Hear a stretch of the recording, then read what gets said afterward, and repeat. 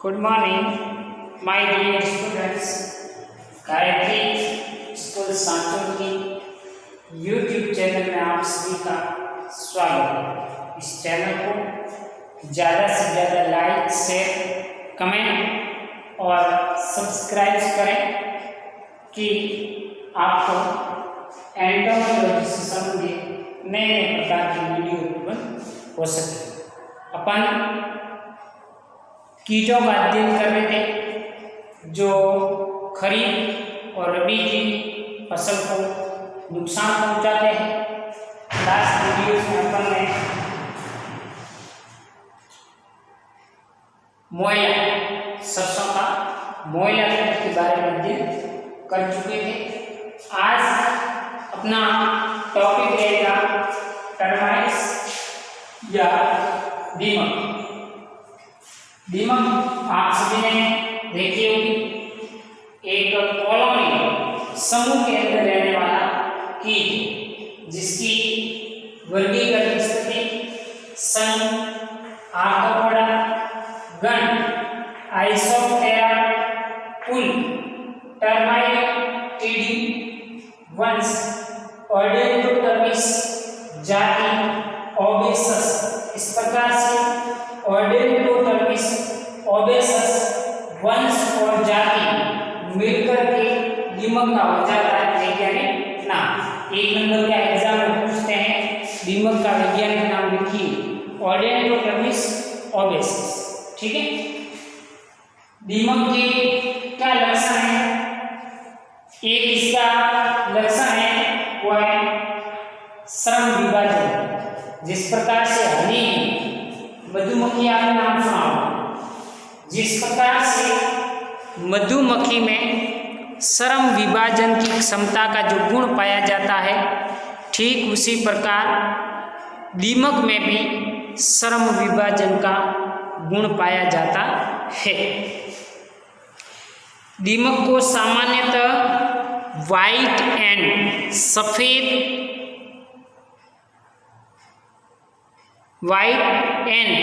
सफेद चिट्टी के नाम से भी जाना जाता है। दीमक एक सामाजिक कीट है जो सोसाइटी में रहने वाला है तथा टर्मेटेरिया के अंदर निवे में रहता है। टर्मेटेरिया श्रमिकों द्वारा बनाई जाती है। तो यहाँ पर मैंने 3 लिखे इसके प्रकार, एक श्रमिक, दूसरा सैनिक, राजा और रानी। तो टर्मेटेरिया श्रमिकों द्वारा बनाई जाती है। टर्मेटेरिया में दीमक की विभिन्न जातियां पाई जाती हैं। शारीरिक बनावट, शरीर की बनावट और उनके कार्य निष्पादन की दृष्टि से शरीर की बनावट कैसी है और इसका कार्य कैसा है, इनकी दृष्टि से इन जातियों को 3 भागों में बांटा है। वो है, एक है श्रमिक, सैनिक, राजा और रानी में विभाजित किया जाता है, जो श्रम विभाजन का एक आदर्श उदाहरण माना जाता है।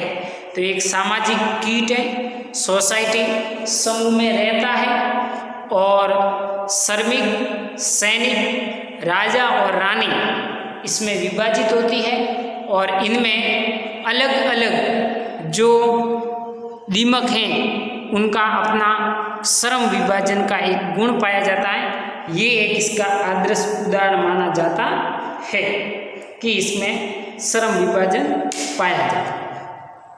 अब ये तीनों प्रकार की दीमक है, श्रमिक, सैनिक, राजा और रानी, क्या क्या कार्य करते हैं? तो पहली है वो है श्रमिक दीमक। श्रमिक ये निवे की बहुत बड़ी श्रम शक्ति होती है। श्रमिक का मतलब है कि जो इसमें श्रम विभाजन पाया जाता है। तो अधिक वर्कर, अधिक कार्य संपादित कौन करती है? श्रमिक, जो कुल सदस्यों की लगभग 80 से 90% तक होती है। और जो कॉलोनी है उस कॉलोनी के अंदर इनकी संख्या है वो 80 से 90% तक होती है। श्रमिकों के मुखान मजबूत एवं दृढ़ होते हैं, जिनके द्वारा ये संपूर्ण परिवार का पालन पोषण एवं घर बनाने का कार्य भी करता है। तो श्रमिक है वो 80 से 90% तक पाया जाता है। इसकी शरीर की मजबूती के कारण जितने भी निवास के अंदर रहने वाले सदस्य हैं, घर के अंदर परिवार के अंदर जितने भी सदस्य रह रहे हैं, उनका पालन पोषण करने का कार्य श्रमिक दिमक के द्वारा संपादित होता है। दूसरा प्रकार है इसका सैनिक।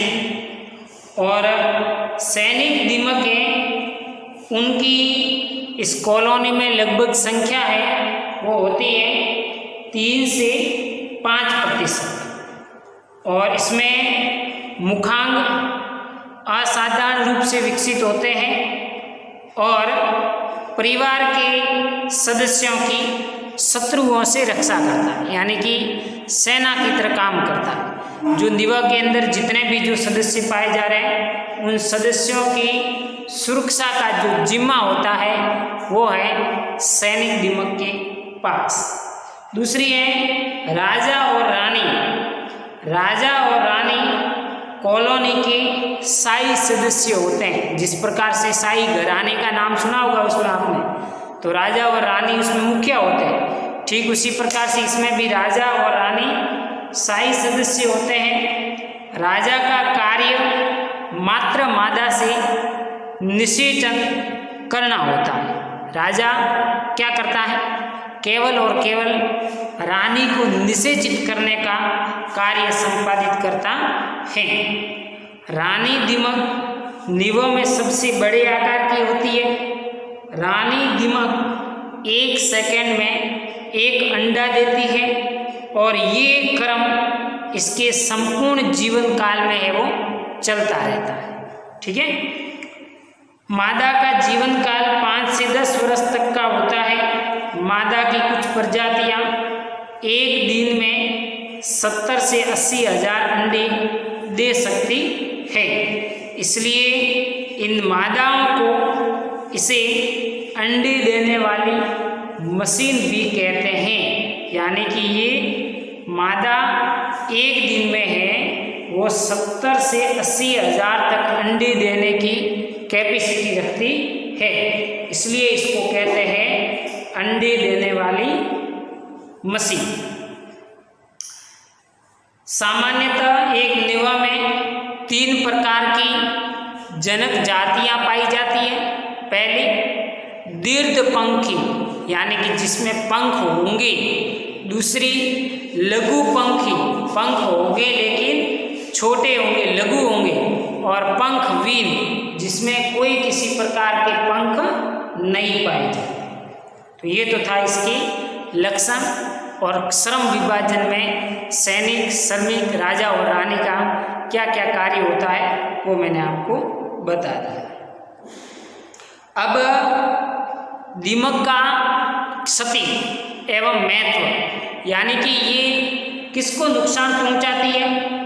नुकसान ये फसलों को पहुंचाती है। ये सर्वभक्षी कीट हैं। खेतों, घरों, सभी जगह पर ये नुकसान पहुंचाने का काम करती है। क्षति केवल शिशु एवं वयस्क श्रमिक ही करते हैं। वयस्क श्रमिक और इनके शिशु ज़्यादा नुकसान पहुंचाते हैं। दिमक का प्रकोप नर्सरी तथा नए रोपे के पौधों में अधिक होता है। नर्सरी में जो प्लांट लगाते हैं उसमें इनका प्रकोप थोड़ा ज़्यादा रहता है। और कई बार तो अत्यधिक प्रकोप होने पर पूरी नर्सरी है वो नष्ट हो जाती है।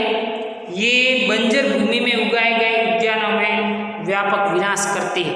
इसका स्थान यानी इसका आवास ही बंजर भूमि है। और बंजर भूमि में अपन कोई भी प्लांटेशन करेंगे तो ये दिमक है, टर्माइट्स हैं, ये उनको खा करके, जड़ों को खा करके नष्ट कर देता है। ये भूमि के अंदर रहती है, पोषक पौधों की जड़ों को खा करके क्षति पहुंचाने का काम करती है। और मिट्टी के अंदर ही अंदर सुरंग बना करके रहती है और तने की छाल को खाती है। लंबी दूरी तक ऊपर पहुंच जाती है। मिट्टी युक्त गैलरी प्राय रात्रि में बनाई जाती है, यानी कि ये क्या करती है, मिट्टी में रहती है और जो पादप हैं उस पादप के तने के सहारे एक गैलरी तैयार करती है। किसकी? मिट्टी की। बाहर एक परत जमाती है ताकि वो अंदर सफलतापूर्वक रह सके और धीरे धीरे फिर उस तने को खा करके नष्ट करने का क्या करती है, काम करती है। और ये मिट्टी की जो गैलरी बनाती है ये रात में क्या करती है, कार्य संपादित करती है। खड़ी फसलों में शीतल क्षेत्रों की फसलों की अपेक्षा असिंचित क्षेत्रों में दीमक का प्रकोप है वो अधिक पाया जाता है। सिंचाई असिंचित भूमि है वहाँ पर है वो काफ़ी मात्रा में नुकसान पहुँचाने का काम करती है। दीमक द्वारा ग्रसित पौधे को हाथ से उखाड़ने पर आसानी से ऊपर आ जाता है। ये पूरे वर्ष एक्टिव रहती है, किंतु वर्षा ऋतु में इसका प्रकोप है वो कम हो जाता है। वर्षा समाप्ति के पश्चात दीमक पुनः सक्रिय हो जाते हैं और फसलों को नुकसान पहुंचाने का काम करते हैं। ये सिंपल भाषा में अपने मारवाड़ी शब्दों में कहें तो उदी होती है। उदी वही आपका दीमक है। ये लकड़ी में, घर के बड़े लकड़ी के दरवाजों में, पौधों में, नर्सरी की बनी पौधशाला, छोटे प्लांट हैं उनके तने को खा करके क्या करती है, मिट्टी के अंदर ही अंदर नष्ट करती है और पादपों को क्षति पहुंचाने का काम करती है। टर्माइट्स का लाइफ साइकिल, इसका जीवन चक्र कैसा है? सिंपल है कि दीर्घपंखी यानी कि पंख युक्त दीमक है जिसमें नर और मादा दोनों मिलकर के अलग से अंडे देंगे।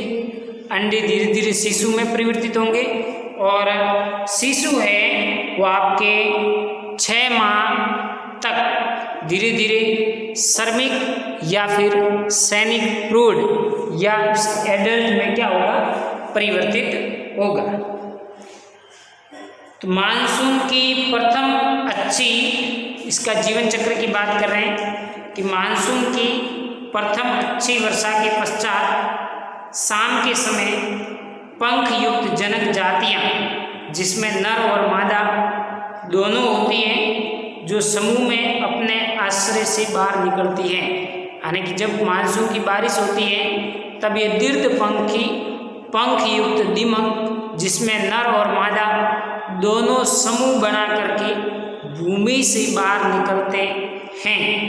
ये बाहर निकलते ही सीधे प्रकाश स्रोत की ओर आकर्षित होते हैं एवं निषेचन के पश्चात युगल भूमि के अंदर चले जाते हैं। मानसून की बारिश हुई, नर और मादा बाहर आए, जहाँ इनको प्रकाश मिला वहाँ जाकर के मैथुन की क्रिया कर ली, निषेचित होंगे और वापस भूमि में चली जाती। ठीक है, ये युगल साथ मिलकर छोटे छोटे कोष्ठ का निर्माण कर संतति उत्पन्न करते हैं और धीरे धीरे ये भूमि के अंदर जाएंगे और भूमि के अंदर जाकर के ऐसे कोष्ठक बनाएंगे ताकि अपनी संततियाँ उसके अंदर सफलतापूर्वक रह सकें। तो उन कोष्ठ को तैयार करती है और उनकी पूरी तरीके से क्या करती है, देखभाल करती है। जब एक बार कॉलोनी में श्रमिकों की संख्या पर्याप्त हो जाती है तब यह श्रमिक अपने जन्मदाता युगल का सही तरीके से पालन करता है। यानी कि जब एक बार मादा और नर ने, यानी कि जो राजा और रानी है, उन्होंने अंडे देकर के अपनी एक कॉलोनी तैयार कर ली, उनके बाद जो जन्म देने वाले हैं कौन, नर और मादा, राजा और रानी, उनका फिर पीछे के जो सदस्य हैं वो सदस्य इनका सही तरीके से पालन पोषण करने का काम संपादित करती है। दीमक के अंडे हल्के पीले रंग के किडनी आकार यानी गुर्दाकार शेप के होते हैं। हल्के पीले रंग के किडनी से वक्रक के आकृति के समान होते हैं। ग्रीष्म ऋतु में 1 सप्ताह में इन अंडों से शिशु बाहर निकल आते हैं। यानी कि गर्मी ऋतु के 1 सप्ताह के प्रारंभ में ये अंडों से शिशु बाहर आते हैं और 6 माह के भीतर या 6 माह के अंत तक श्रमिक या सैनिक दीमक के रूप में इसका पूर्ण विकास होता है। तो अंडे से शिशु और शिशु से 6 माह के बाद ये श्रमिक या सैनिक में पूर्ण विकसित होता है दीमक। जनक जातियां परिपक्व होने से 1 से 2 वर्ष का समय लेती है, यानी कि ये जो श्रमिक और सैनिक बनी है इनको वयस्क होने में या श्रम विभाजन के लायक बनने में 1 से 2 वर्ष का क्या लगता है, समय लगता है। इस प्रकार शिशु विभिन्न प्रकार के प्रौढ़ वयस्क में परिवर्तित हो जाती है तथा वर्ष में केवल एक ही पीढ़ी मिलती है, यानी कि पूरे 1 वर्ष में इसकी एक पीढ़ी, एक संतति है वो तैयार होती है, दूसरी है वो नहीं हो पाती। तो ये है इसका जीवन चक्र। पहले नर और मादा वर्षा ऋतु में भूमि पर आएंगे, मैथुन की क्रिया करेंगे, वापस भूमि में चले जाएंगे, उन शिशुओं को संतति के पालन पोषण के लिए घर बनाएंगे, उसमें अंडे देंगे, अंडे से शिशु बनेगा, शिशु 6 माह के बाद श्रमिक या सैनिक में परिवर्तित होगा और श्रमिक या सैनिक है वो धीरे धीरे 1 या 2 वर्ष में प्रौढ़ के रूप में क्या होता है, परिवर्तित होता है। और वही प्रौढ़ फिर दीर्घपंखी या पंख युक्त होकर के वापस दूसरे साल मानसून की बारिश होती है, जब ये प्रजनन के लायक बन जाता है तो वापस प्रजनन की क्रिया के माध्यम से वापस अंडे दे करके ये इसकी लाइफ साइकिल पूरी है वो चलती रहती है।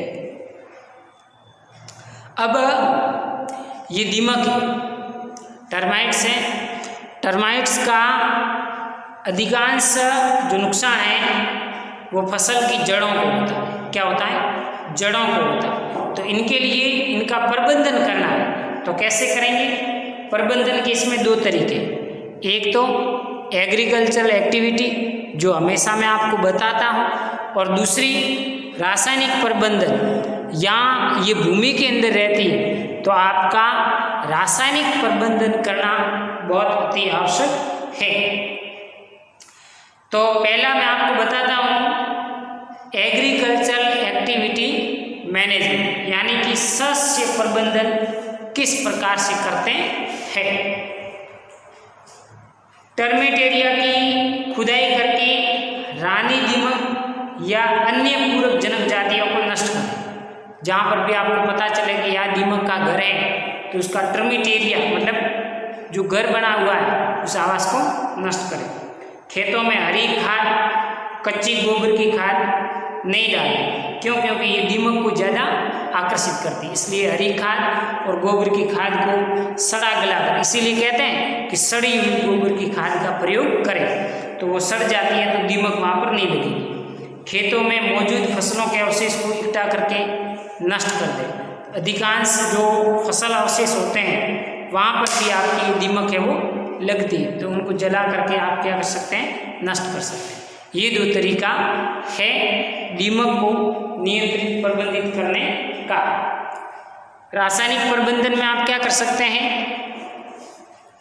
वो है दीमक का प्रकोप प्रतिवर्ष नियमित रूप से आने वाले खेतों को फसल लगाने से पूर्व 25 किलोग्राम प्रति हेक्टेयर की दर से मिथाइल पैराथियान या मेलाथियन चूर्ण से उपचारित करें। जब नेक्स्ट सीजन आती है उससे पहले आप मिट्टी को मिथाइल पैराथियान और मेलाथियन के चूर्ण से क्या करें, उपचारित करें।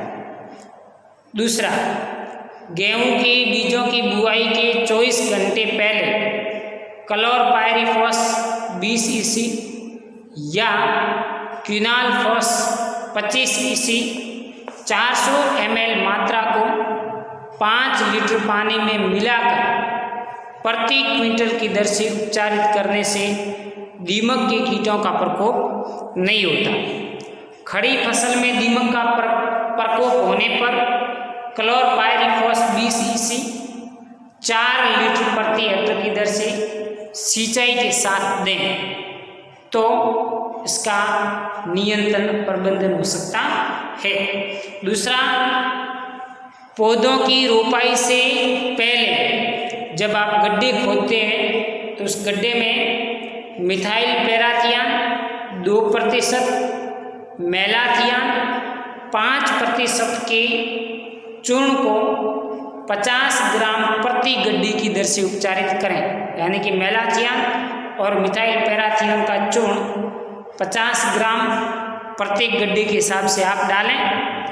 दूसरा, पौधे के तने को 2 ml मिथाइल मैलाथियान 2 ग्राम कार्बेरिल प्रति लीटर पानी की दर से घोल बनाकर उचित अंतराल पर इसका छिड़काव करते रहें। क्योंकि ये जो मिट्टी का घर होता है, जिसको आप क्या कहते थे कि मिट्टी युक्त गैलरी तैयार करती है, तो वो तने के सहारे करती है। तो आप इनका छिड़काव करेंगे मैलाथियान और कार्बेरिल का, तो ये कीट है उसकी दुर्गंध के कारण क्या हो जाएगी, मृत हो जाएंगे।